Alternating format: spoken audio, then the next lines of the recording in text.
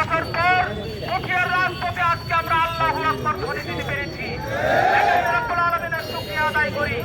আজকে রাজপথে যেই আল্লাহু আকবার ধ্বনিতে মুখরিত হয়েছে, আগামী দিনে বাংলাদেশের জাতীয় সংসদে আল্লাহু আকবার ধ্বনি উচ্চকিত হবে ইনশাআল্লাহ।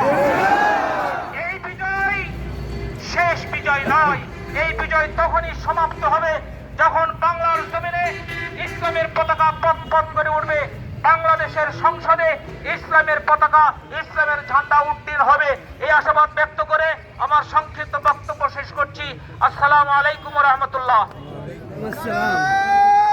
সম্মানিত উপস্থিতি, আপনাদের সামনে বক্তব্য রাখছেন বাংলাদেশ জামাত ইসলামী রাজশাহী জেলা সংগঠনের সংগ্রামী শোরা সদস্য, পুঠিয়া উপজেলার সফল 2 বারের ভাইস চেয়ারম্যান, সম্মানিত বড় ভাই মাওলানা আহমদুল্লাহ ভাই।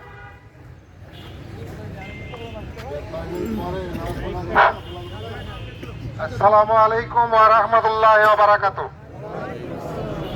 নাহমাদুহু ওয়া নুসাল্লি আলা রাসূলিল কারীম, আম্মা বাদ। আজকে বিজয় দিবসের এই মিছিলের সংগ্রামী ও বিপ্লবী মুজাহিদ ভাইরা সর্বপ্রথমে মহান রব্বুল আলামিনের শাহী দরবারে শুকরিয়া আদায় করছি। 15.5 বছর পর আজকের রাজপথে গণমানুষের সামনে আল্লাহু আকবার ধ্বনিতে আজকে সমস্ত পুঠিয়াকে মুখরিত করা হয়েছে। আল্লাহ পাকের দরবারে শুকরিয়া আদায় করছি।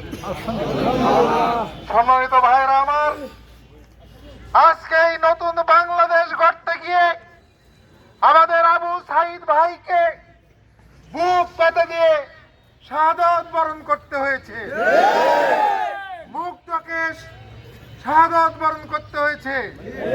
শুধু তাই নয়,